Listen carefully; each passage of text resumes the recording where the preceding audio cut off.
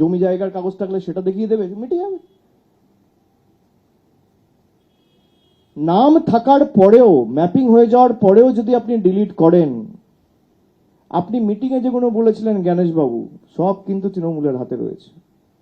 প্রকাশ্যেও আনবো, সুপ্রিম কোর্টেও জমা দেবো, ওয়ার্ন করে দিয়ে গেলাম আজকে। পালানোর পথ খুঁজে পাবেন না।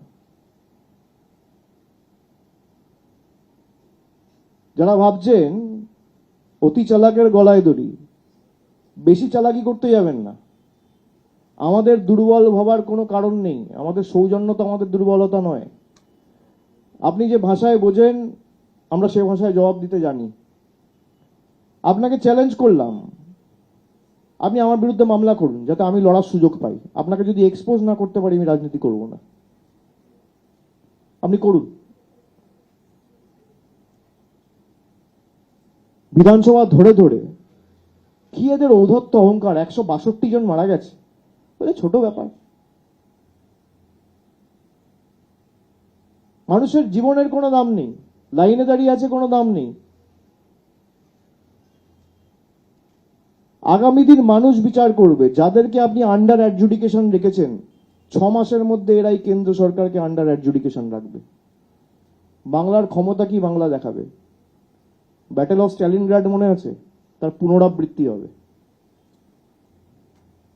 যারা বাংলাকে দুর্বল ভাবছেন, যে একতরফা নাম কেটে দেবো, প্রতিবাদ করার কেউ থাকবে না,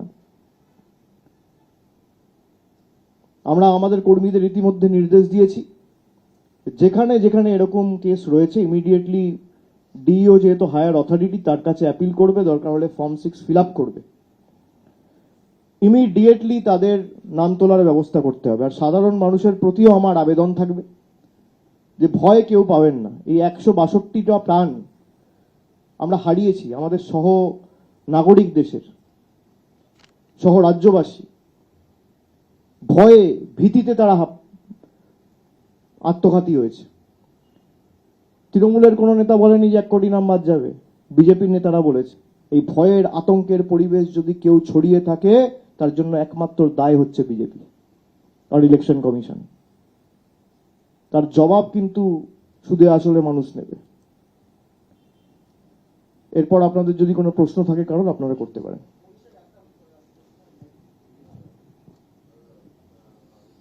আচ্ছা, আমি তো অলরেডি অনেক কিছু বলে দিয়েছি, যদি এর বাইরে কিছু থাকে তাহলে করবেন।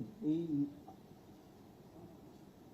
আমার প্রশ্ন হচ্ছে, অলরেডি তো বিচারাধীন এই বিষয়টা, এই নতুন ভোটারদের যারা অ্যাপ্লাই করেছিল 5 লাখের কাছাকাছি, কিন্তু 1 লাখের সামান্য বেশি নাম উঠেছে, এই বিষয়টাও কি আপনারা আদালতে তুলবেন? নিশ্চয়ই। আমি যা যা তথ্য আজকে আপনাদের সামনে তুলে ধরলাম, প্রতিটাই তথ্য যথাসময়ে সর্বোচ্চ আদালতের কাছে আমরা প্লেস করব। এটা তো আমাদের কর্তব্য, এটা তো সুপ্রিম কোর্ট মনিটর্ড। তো আপনি তো চুরি করে পালাতে পারবেন না। ইলেকশন কমিশন ভাবছে আমি একতরফা চুরি করে যা ইচ্ছা তাই করে যাবো, আমাকে ধরার কেউ নেই, তার কারণ আমার মাথার উপর নরেন্দ্র মোদী আর অমিত শাহর হাত রয়েছে। ভাই, আপনার মাথার উপর যার হাত থাকুক, আমাদের মাথার উপর মানুষের হাত রয়েছে। গণতন্ত্রের দেখি না দেশের প্রধানমন্ত্রী, স্বরাষ্ট্রমন্ত্রী, নির্বাচন কমিশন বেশি ক্ষমতাশালী না সাধারণ মানুষ বেশি ক্ষমতাশালী? যতবার গেছে ইলেকশন কমিশনই মুখ থুবড়ে পড়েছে। এটা তো মাধ্যমিকের অ্যাডমিট কার্ডও নিচ্ছিল না, সুপ্রিম কোর্ট বলেছে নিতে বাধ্য হয়েছে। আধার কার্ড নিচ্ছিল না, বলে দেওয়ার পরও এখনো আধার কার্ড রিজেক্ট করছে ম্যাপড কেসেসে। তো এইগুলো সবই আমরা সুপ্রিম কোর্টের কাছে, সর্বোচ্চ আদালতের কাছে উপস্থাপিত করব। অভিষেক, আপনি একটু আগে যেটা বললেন যে বিজেপির একটা অংশ চাইছে, আপনার অভিযোগ যে সঠিক সময় যাতে নির্বাচন না হয়, নির্বাচন পিছুয়। তো এর আগেও যেরকম বেশ কিছু নির্দিষ্ট পয়েন্ট আপনারা আদালতের গোচরে এনেছেন, এবং সেই অনুযায়ী অনেকগুলো ক্ষেত্রে আমরা দেখেছি যে আদালত আপনাদের যে বক্তব্য ছিল সেই অনুযায়ী সদর্থক নির্দেশ দিয়েছে। এই মুহূর্তে দাঁড়িয়ে এই বিষয়টা মাথায় রেখে আপনারা কি সুপ্রিম কোর্টের দৃষ্টি আকর্ষণ করতে চাইছেন নির্দিষ্টভাবে? সেক্ষেত্রে কি কি ধরনের হস্তক্ষেপ বা কি ধরনের এক্সপেকটেশন সুপ্রিম কোর্টের কাছে আপনাদের থাকতে পারে? না, সুপ্রিম কোর্টের অর্ডারে অত্যন্ত স্পষ্টত বলেছে, খুব সম্ভবত 20 তারিখে যে অর্ডারটা সুপ্রিম কোর্ট পাস করেছিল, সেখানে বলেছিল যে our only concern is the disputed cases should be completed in a time bound manner.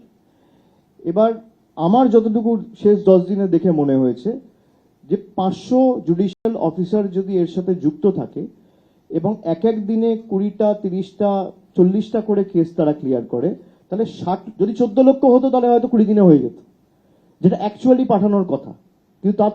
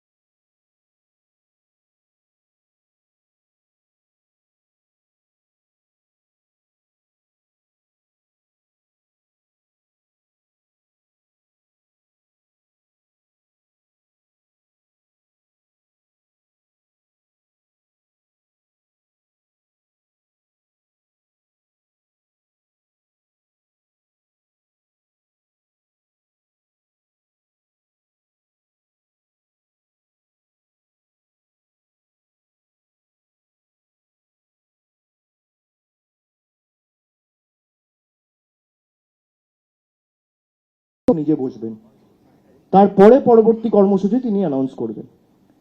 6 তারিখ, আগামী 6 তারিখ মেট্রো চ্যানেলে, মানে প্ল্যানেট ইস্ট, যেখানে মমতা বন্দ্যোপাধ্যায় অনশন করেছিলেন, সেই একই জায়গায় আমরা অলরেডি দলের তরফ থেকে একটা চিঠি অথরিটিসদের কাছে জমা করেছি। 6 তারিখ দুপুর 2টোয় তিনি অবস্থান বিক্ষোভে বসবেন এবং সেখানে দলের সর্বস্তরের প্রতিনিধি, দূরে যারা রয়েছে আমি সবাইকে আসার জন্য অনুরোধ করব না, তার কারণ এসআইআর চলছে, এখন এই আগামী 10-15 দিনও খুব গুরুত্বপূর্ণ। কিন্তু কলকাতার আশেপাশে পার্শ্ববর্তী জেলায় যারা রয়েছেন তারা আসবেন নিজের এলাকা সামলে, এবং পরবর্তী দলের কর্মসূচি 6 তারিখ সেখান থেকে মমতা বন্দ্যোপাধ্যায় নিজে ঘোষণা করবেন। অভিষেক, আমি অনুপম, আকাশ বাংলা থেকে। এই বাইরে একটা প্রশ্ন করছি, যা বলেছো সেটা হচ্ছে যে দেখা গেল এই যে এত চাপ সৃষ্টি করেছিল অরবিন্দ কেজরিওয়াল, সে লোকটা পুরো মানে টিমটা পুরোই নির্দোষ প্রমাণিত হলো, তো এটা নিয়ে তুমি কি বলবে? ইস্তফা দেওয়া উচিত নরেন্দ্র মোদী, অমিত শাহ, এবং আমি যতটুকু শুনেছি 500 পাতার ওই রাউজ এভিনিউ কোর্টের জাজ তিনি অর্ডার দিয়েছেন এবং তিনি এটাও লিখেছেন বা এক্সপ্রেস করেছেন যে যারা তাকে অনৈতিকভাবে ফাঁসিয়েছে সেই তদন্তকারী সংস্থার নির্দিষ্ট অফিসারগুলোর